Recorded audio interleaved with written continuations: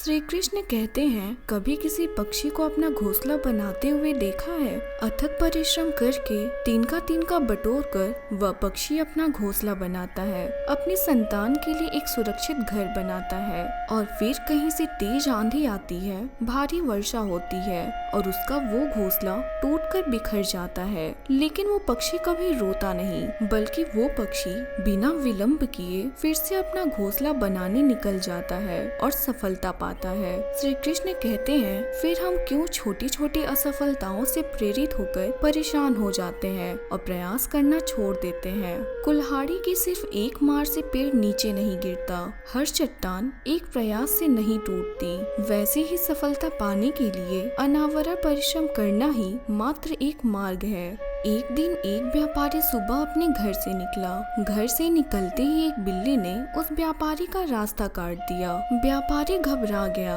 और घर चला गया और शुभ घड़ी की प्रतीक्षा करने लगा। और जब वह अपने घर से निकला तो वह वाहन वहां से जा चुका था, जिसे वह राजा तक पहुंचकर उन्हें भेंट देना चाहता था। राजा तक पहुंचने के लिए उसे बहुत समय लग गया और जब वो राजा के पास पहुंचा तो राजा उससे क्रोधित हो गया। राजा ने उस व्यापारी का व्यापार बंद करवा दिया। इस कारण व्यापारी क्रोधित होकर घर गया और अपनी पत्नी से लड़ बैठा। पत्नी अपने बच्चों समेत अपने मायके वापस चली गई और उस व्यापारी के जीवन में यदि कुछ रह गया था तो वो केवल अंधकार। और इन सब का कारण वह उस बिल्ली को मानता रहा, जिसने उसका रास्ता काटा था। ऐसे ही एक दूसरा व्यापारी राजा को भेंट देने निकला। उस व्यापारी का भी रास्ता एक बिल्ली ने काट दिया। वह व्यापारी भी थोड़ा घबराया, परंतु उसने आगे बढ़ना अधिक उचित समझा और राजा के पास सही समय पर पहुंचकर उसने राजा को प्रसन्न किया और राजा ने व्यापारी को अपने व्यापार बढ़ाने की अनुमति दी।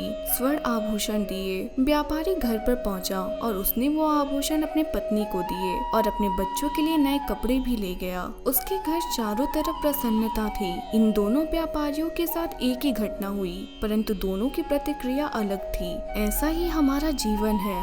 हमारे जीवन में कई समस्याएं आती हैं, परंतु उससे कई अधिक महत्वपूर्ण है हमारी प्रतिक्रिया, हमारी सोच का प्रभाव है, क्योंकि यही हमारे जीवन को आकार देते हैं। इसलिए अपनी सोच को सकारात्मक रखिए, आपका जीवन सदैव आनंदमय रहेगा। श्री कृष्ण कहते हैं कि हमारे जीवन में मित्र और शत्रु बड़ा महत्व रखते हैं। यदि गंभीरता से सोचा जाए तो ऐसा कोई क्षण नहीं होता जब हम अपने मित्रों के बारे में न सोचते हो या फिर अपने शत्रु के बारे में। हमारा हर कार्य या तो हमारे मित्रों के हित के लिए होता है या फिर हमारे शत्रुओं के अहित के लिए। हम हर स्थान या तो अपने मित्रों के साथ होते हैं या फिर अपने शत्रुओं के साथ। कोई नहीं चाहता कि उनका शत्रु प्रसन्न रहे। हर कोई अपने शत्रु को नष्ट कर देना चाहता है और ऐसा करने के लिए वो हर संभव प्रयास करता है। उसे आर्थिक, मानसिक और शारीरिक हानि पहुंचाने का प्रयास करता है। परंतु श्री कृष्ण ने एक ऐसा मंत्र बताया है जिससे हम अपने शत्रु को सदा के लिए नष्ट कर सकते हैं, और वो है अपने सभी शत्रुओं को अपना मित्र बना लीजिए और आपके सारे शत्रु सदा ही समाप्त हो जाएंगे। दोस्तों, आशा करती हूँ कि यह वीडियो आपको अच्छी लगी होगी। मिलते हैं जल्दी एक नए ज्ञानवर्धक वीडियो में। आपके बहुमूल्य समय के लिए बहुत बहुत धन्यवाद।